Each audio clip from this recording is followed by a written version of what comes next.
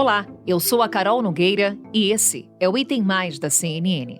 Depois de quase 2 dias em silêncio, o presidente Jair Bolsonaro resolveu falar no fim da tarde da última terça-feira. Não sentia saudade da gente. Ok, posso começar? Derrotado nas urnas, Bolsonaro foi o primeiro chefe do executivo desde a redemocratização do Brasil a não reconhecer o resultado da eleição presidencial imediatamente após o fim da apuração dos votos. Durante o período em que o presidente ficou em silêncio, apoiadores de Bolsonaro tomaram estradas do país em protesto contra o resultado das eleições. Mesmo depois do pronunciamento, muitos manifestantes ainda se recusam a deixar as rodovias. Os protestos nesta quarta-feira, feriado, diminuíram, mas continuam em várias partes do país. Aqui no estado de São Paulo, inclusive, há bloqueios em rodovias estaduais e federais. Se a gente olhar para o país todo, são 15 estados que ainda registram ou interdições ou manifestações e bloqueios. Tenho 3 histórias muito breves aqui para contar. Por exemplo, uma rede de varejo de médio porte de São Paulo. 67 entregas programadas hoje. Só vieram 20 caminhões. 70% do que deveria chegar não chegou. Cimenteiras, quem produz cimento, está muito preocupado, porque o cimento pode não parecer, mas ele é um item perecível, especialmente quando a gente fala de concreto, aqueles caminhões betoneira. A partir do momento que ele começa a girar e sai da fábrica ali, ele tem 2 horas e meia para chegar. Se pega um congestionamento desse, já era. E para terminar, a história mais dramática é um frigorífico de frango que costuma abater 100 mil aves por dia. Hoje, abateu 60 mil. Só que é um problema. O Brasil tem mais ou menos 25 milhões de ovos incubados por dia. Isso quer dizer que 20 dias depois nascem 25 milhões de pintinhos todo dia. E se não tem a ração ou não tem como levar até a granja, esses animais morrem. A gente tem também uma nota da Associação Brasileira de Supermercados que disse que houve uma melhora, no abastecimento com alguns pontos que estão sendo desmobilizados pela PRF, pela Polícia Militar, mas ainda assim vê com muita preocupação esses bloqueios que permanecem ativos, como esse que a gente está mostrando aqui na Castelo Branco. Ou seja, segundo Márcio Milan, que conversou com a CNN Rádio, eles disseram que todos os bloqueios em rodovias, que mesmo que sejam desfeitos, os supermercados precisam de pelo menos 2 dias para restabelecer os estoques. Ou seja, uma situação muito preocupante realmente para esse setor que é diretamente impactado. Temos informações também da Polícia Militar do Estado de São Paulo que disse o seguinte: estamos usando de forma progressiva a força e também medidas proporcionais e temos dessa maneira conseguido fazer a desinterdição de algumas vias, mas a prioridade da solução é através do diálogo. A postura do governo e de parte das forças de segurança diante da paralisação de estradas em todas as regiões do país foi alvo de críticas. O caso chegou ao Supremo Tribunal Federal. A Corte determinou a intervenção da Polícia Rodoviária Federal.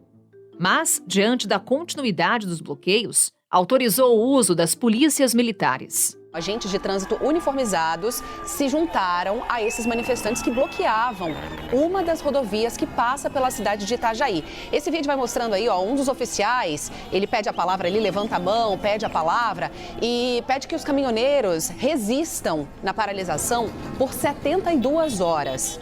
Ele pede, vou repetir, ele pede aos manifestantes que resistam nessa paralisação por 72 horas e pede ainda que os manifestantes não ateiem fogo ali na região, no mato, por perto, em pneus e protestem de forma pacífica. E assim como nesse vídeo, há diversos outros circulando em redes sociais. É claro que a gente está fazendo a checagem aqui para ver exatamente do que é que se trata, porque são coisas colocadas nas redes sociais, mas de policiais rodoviários federais. Evidentemente que os vídeos significam, ao menos pelo que a gente tem de informação, a minoria deles, mas há policiais rodoviários federais prevaricando, permitindo que as estradas sigam interditadas e manifestando apoio público aos caminhoneiros e manifestantes apoiadores do presidente Jair Bolsonaro que não aceitam o resultado democrático da eleição do último domingo, vencida por Luiz Inácio Lula da Silva, sem nenhuma suspeita de fraude, desvio de voto,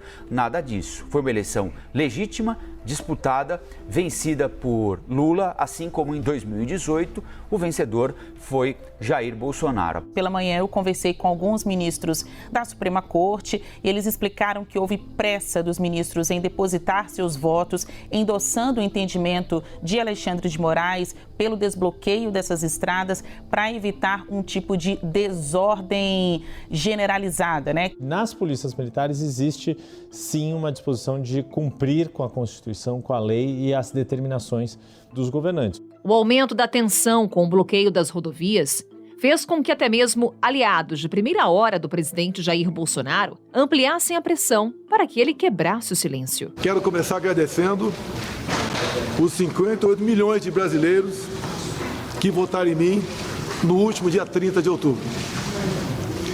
Os atuais movimentos populares são fruto de indignação e sentimento de injustiça de como se deu o processo eleitoral. As manifestações pacíficas sempre serão bem-vindas, mas os nossos métodos não podem ser os da esquerda, que sempre prejudicaram a população, como invasão de propriedades, destruição de patrimônio e cerceamento do direito de ir e vir. A direita surgiu de verdade em nosso país. Nossa robusta representação no Congresso mostra a força dos nossos valores: Deus, pátria, família e liberdade. Formamos diversas lideranças pelo Brasil. Nossos sonhos seguem mais vivos do que nunca. Somos pela ordem e pelo progresso. Mesmo enfrentando todo o sistema, superamos uma pandemia e as consequências de uma guerra. Sempre fui rotulado como antidemocrático e, ao contrário dos meus acusadores, sempre joguei dentro das 4 linhas da Constituição. Nunca falei em controlar ou censurar a mídia e as redes sociais. Enquanto presidente da República e cidadão, continuarei cumprindo todos os mandamentos da nossa Constituição. É uma honra ser o líder de milhões de brasileiros que, como eu, defendem a liberdade econômica, a liberdade religiosa, a liberdade de opinião, a honestidade e as cores verde e amarela da nossa bandeira. Muito obrigado. Em 2 minutos de fala, Bolsonaro não mencionou a vitória de Lula nas urnas, nem falou sobre transição de governo. Coube ao ministro-chefe da Casa Civil, Ciro Nogueira, confirmar a disposição do atual governo a colaborar com o processo de mudança. O presidente Jair Messias Bolsonaro me autorizou, quando for provocado, com base na lei, nós iniciaremos o processo de transição. A presidente do PT, segundo ela, em nome do presidente Lula, disse que na quinta-feira será formalizado o nome do vice-presidente Geraldo Alckmin. Aguardaremos que isso seja formalizado para cumprir a lei do nosso país. Depois da declaração, Bolsonaro se encontrou com ministros do Supremo Tribunal Federal e teria reconhecido o resultado das eleições. Há pouco, o Supremo Tribunal Federal havia divulgado uma nota por meio da assessoria do Supremo Tribunal Federal dizendo que o STF consigna a importância do pronunciamento do presidente da República em garantir o direito de ir e vir em relação aos bloqueios e, ao determinar o início da transição, reconhecer o resultado final das eleições. Essa foi a nota oficial divulgada institucionalmente pelo Supremo Tribunal Federal logo após o pronunciamento feito por Jair Bolsonaro. Pronunciamento que, como a gente contou aqui na CNN, foi feito em várias mãos. Contou com uma negociação, contou com uma articulação de ministros do Supremo Tribunal Federal, ministros do Tribunal de Contas da União e ministros do governo do presidente Jair Bolsonaro, além de políticos e presidentes de partidos políticos.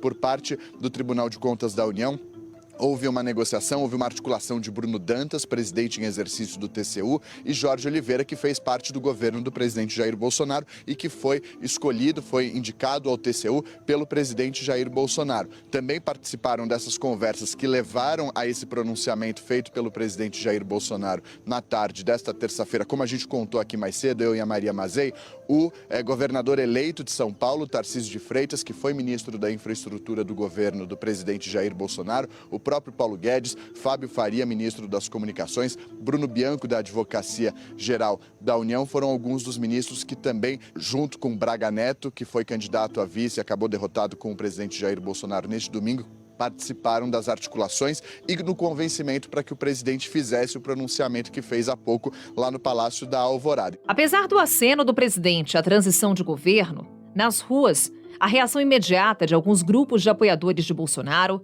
foi de manter os protestos. Todos os manifestantes correram ali para um canto para conseguir acompanhar e assim que o discurso acabou, eles comemoraram bastante e começaram a dizer que não iam embora, pedir por intervenção militar.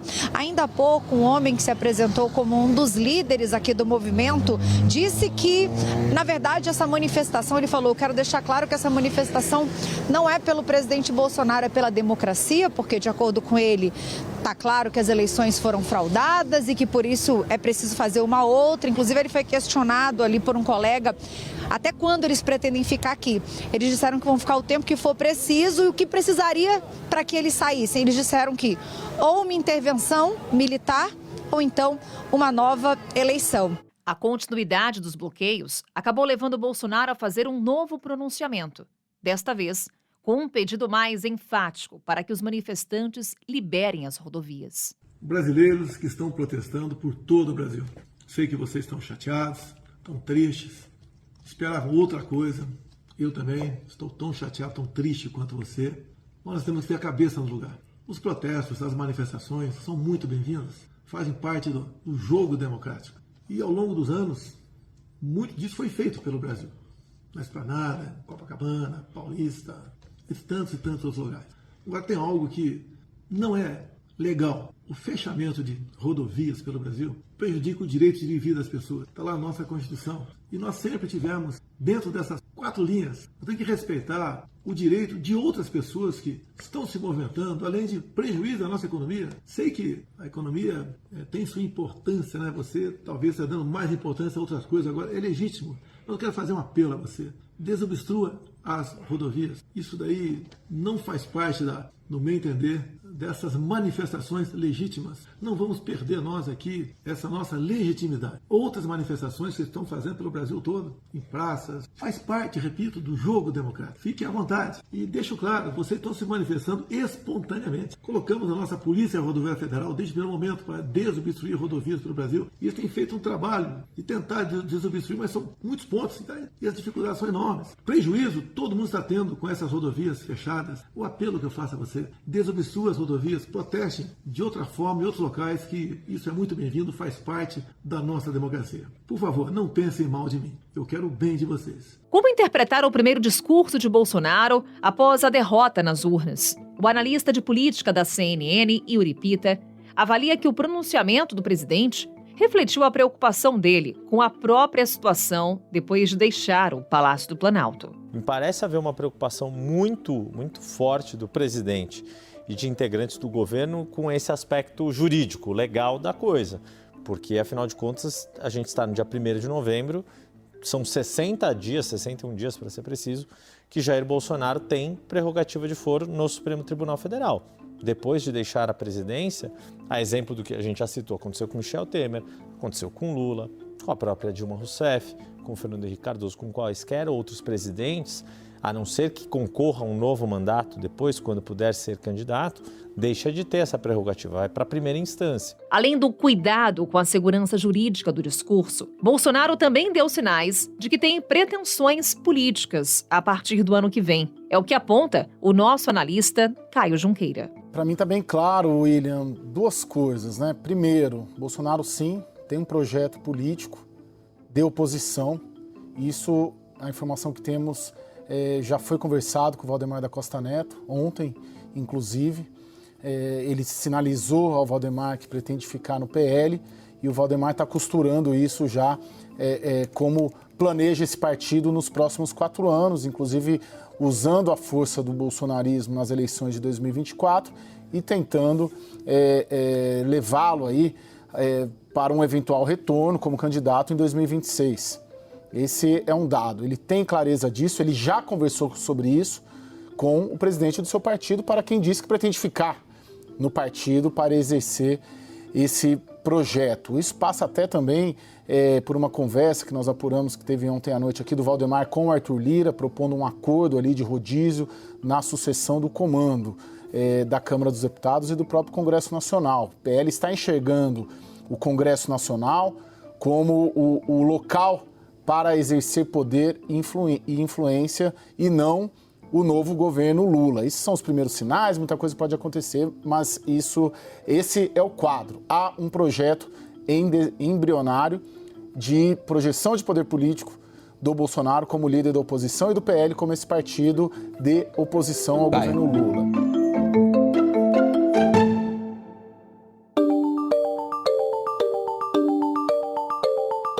Menos de 2 meses separam Bolsonaro da entrega da faixa presidencial para Lula.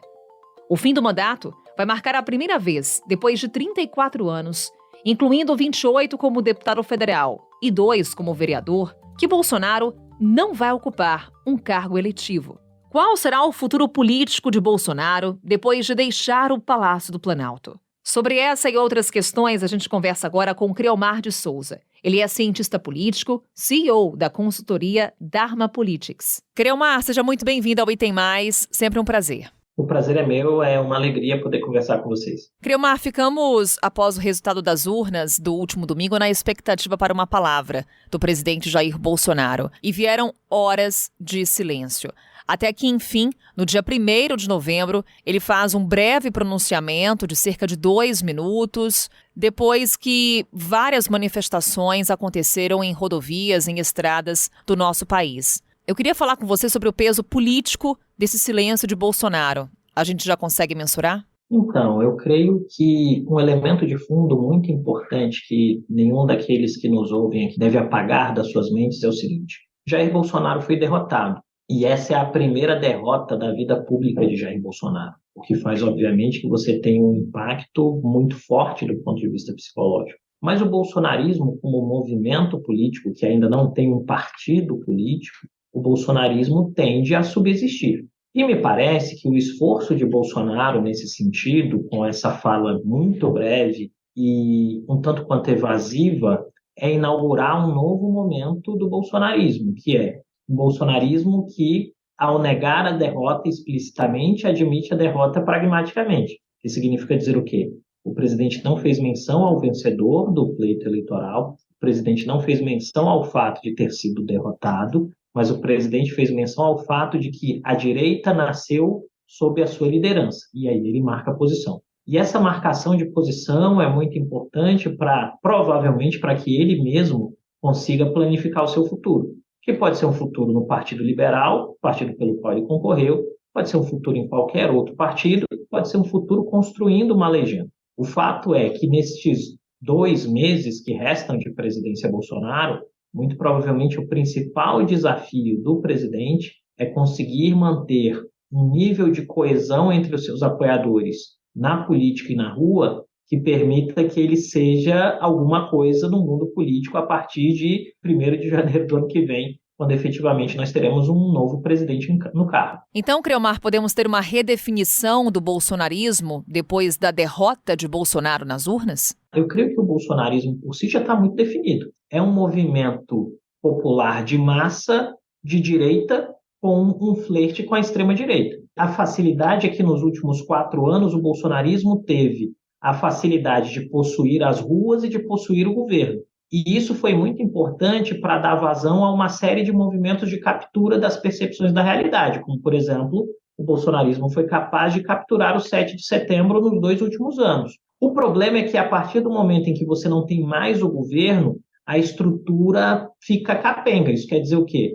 É um movimento que vai ter que se basear na rua e em uma liderança política que não tem mais o aparato do Estado para fazer política. E essa me parece ser a prova de fogo. Isso, na verdade, acaba sendo o grande teste para qualquer partido fora do governo, porque tradicionalmente na Nova República, os partidos que estão no executivo sempre incham, as coligações que estão no executivo sempre incham, mas quando elas saem do executivo, elas murcham. Foi assim com o PSDB, por exemplo. Né? Foi assim com o PT pós-Lava Jato, que passou por um processo de perda de capilaridade e de capacidade de vencer alguns pleitos eleitorais. Com o bolsonarismo é um tanto quanto mais complexo, porque você tem o fato de que, efetivamente, o bolsonarismo não tem um partido. Né? O bolsonarismo é um projeto familiar que virou um projeto político. Então, isso me parece que coloca uma série de interrogações ao final da pergunta que a gente pode fazer, que é qual o futuro do presidente Bolsonaro e qual o futuro do bolsonarismo como movimento. Pois é, inclusive o próprio presidente Jair Bolsonaro tentou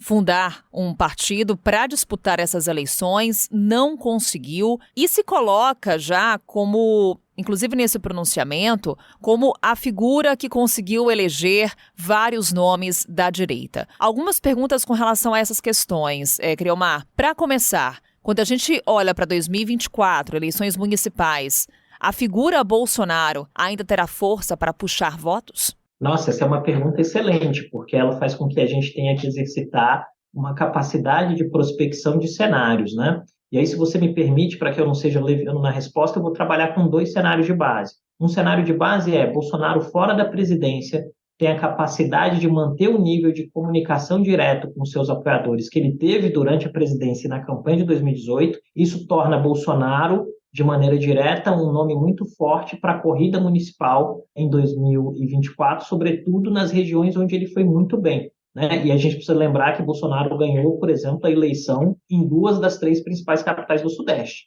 para a gente ter como exemplo. Um segundo cenário é Bolsonaro sai da presidência e por uma série de questões, inclusive externalidades, como a eventual atuação da justiça eleitoral, a resposta do sistema político a ele, Bolsonaro perde densidade, perde capilaridade política nos próximos 2 anos. Mesmo assim, ele ainda chega com algum nível de competitividade, só que de maneira menos determinante. O que me parece aí, da junção desses 2 cenários base, é que ao final do dia nós teremos um Bolsonaro que ainda terá algum tipo de tração em algumas cidades, como por exemplo o Rio de Janeiro, que é seu berço político, possivelmente também na cidade de Belo Horizonte, porque houve um crescimento desses votos em Bolsonaro no estado de Minas Gerais, mas é um Bolsonaro com menos capacidade, porque como o próprio presidente se acostumou a dizer, sem a caneta BIC na mão, né, ele sempre fazia referência a ter a BIC na mão, sem a caneta BIC na mão fica muito difícil de fazer política em um país como o Brasil. Em que medida, Criomar, um possível sucesso nos primeiros anos do governo Lula pode alterar essas projeções? Eu estou bastante feliz, porque são perguntas muito boas, né? Eu creio que a variável dependente da sobrevivência política de Bolsonaro é a qualidade, ou a baixa qualidade, melhor dizendo, do que seja um governo Lula. E aqui a gente pode fazer um exercício espelhado nesse processo, né? Muito dessa ressurreição política de Lula e do PT, em específico, tem a ver com o fato que o governo Bolsonaro teve muitas dificuldades a partir de 2020. De problemas na gestão da pandemia, de escândalos em diversas áreas, com destaque ao Ministério da Educação, de problemas econômicos que começaram a perturbar o governo no Brasil, que relativamente passou pela Covid-19. Isso foi criando um caldo de cultura no inconsciente do eleitorado que resulta num olhar para trás e buscar uma solução, né? E essa solução veio envelopada até aqui na figura do ex-presidente Lula. Então, me parece que Bolsonaro, em algum sentido, apela e visualiza a sua estratégia de vida futura do ponto de vista político de maneira muito próxima àquilo que Donald Trump está tentando fazer agora nos Estados Unidos, em que ele perde a eleição para Biden, ele volta para o Partido Republicano e vai tomando o controle do partido com a expectativa de que, de fato, num ponto futuro, ele seja novamente candidato e, eventualmente, eleito presidente da República. Agora, com Trump isso tem funcionado, sobretudo porque o governo Biden tem tido dificuldade em uma série de agendas. Com o Bolsonaro em específico, ele precisa que o custo de relação transacional desse novo governo Lula seja muito alto, que o governo tenha muita dificuldade e patine. Se o governo for bom, mesmo com o fato de que Lula possivelmente não será candidato, essa situação fica mais difícil. Criomar, sem a máquina do Estado, Bolsonaro consegue ser essa figura da oposição capaz de gerar efeitos contrários a pautas do futuro governo? Olha, eu creio que em um primeiro momento, Bolsonaro tem a seu favor o fato de que esse recall eleitoral, nessa memória de votos, fala muito alto. Mas a gente não pode esquecer, de maneira efetiva, que no domingo, quando os resultados foram divulgados, de maneira muito rápida, alguns dos aliados de Bolsonaro, como Arthur Lira, Tarcísio de Freitas e o próprio Romeu Zema, muito rapidamente congratularam o vencedor das eleições e disseram: olha, a gente precisa deixar o passado para lá, a eleição acabou, vamos pensar no futuro.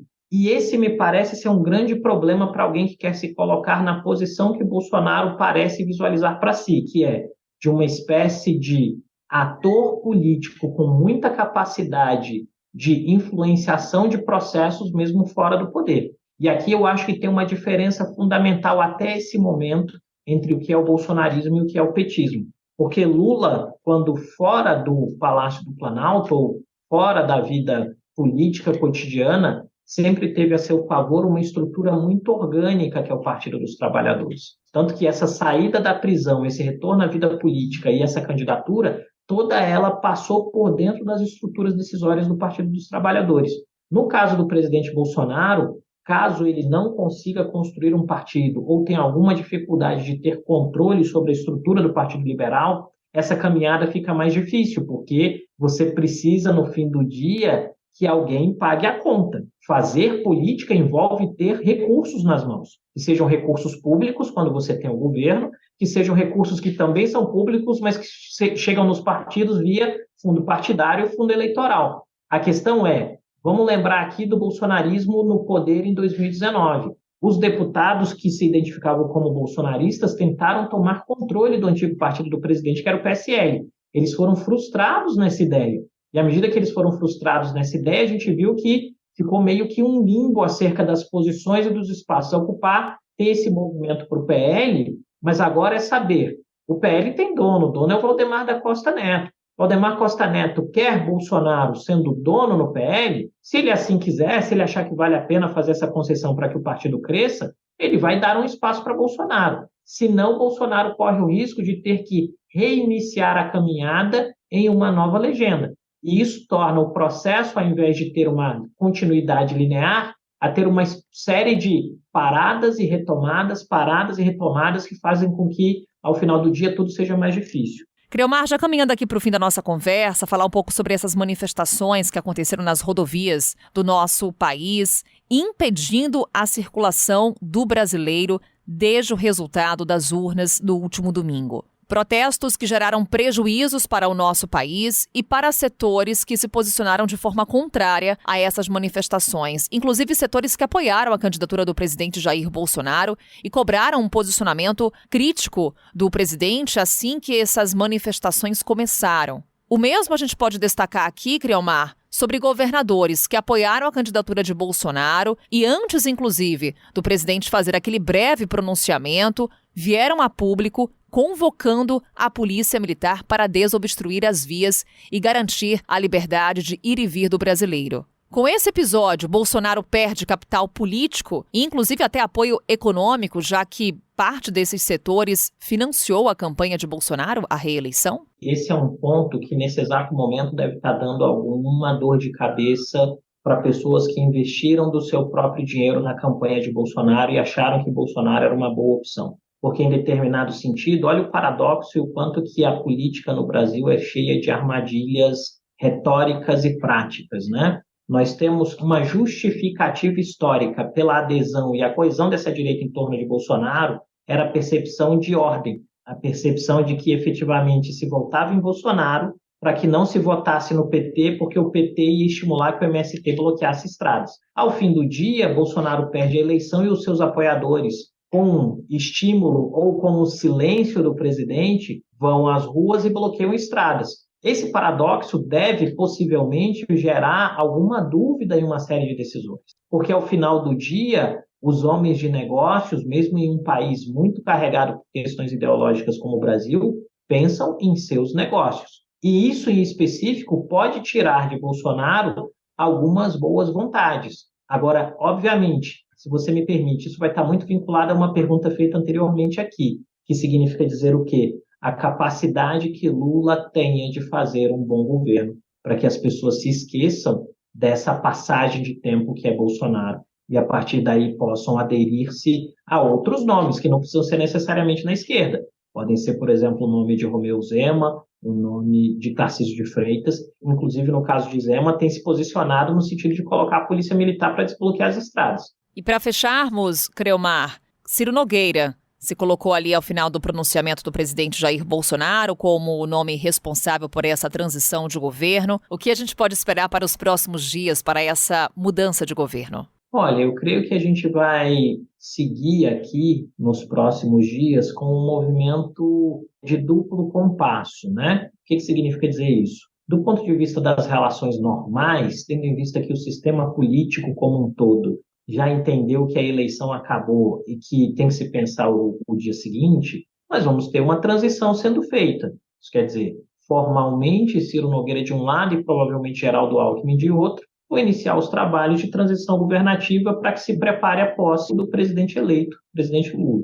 De outro lado, nós vamos ter um outro compasso, que é o compasso dos próprios interesses de Bolsonaro como grupo político e do bolsonarismo como movimento político, que é insistir em uma determinada retórica de captura de atenção, seja mantendo silêncio, seja não reconhecendo o resultado, seja não congratulando Lula ou mesmo não transmitindo a faixa presidencial. Porque, no fim do dia, o que resta ao presidente da República é esse movimento, porque o sistema político como um todo e outros atores institucionais importantes já aderiram à ideia de que a eleição acabou, que vai ter um governo novo em janeiro. É isso, Creomar. Vamos acompanhando, então, os desdobramentos desse processo de mudança de governo e, claro, os ânimos no nosso país extremamente dividido e, infelizmente, acompanhando cenas como essas de bloqueios em estradas. Mais uma vez, obrigada por essa conversa e até uma próxima. Carol, muito obrigado. Foi um prazer. É sempre bom conversar com você aqui no podcast e mando um abraço a todos aqueles que nos ouviram. O Item Mais de hoje fica por aqui. Amanhã estamos de volta com outro assunto. Até lá!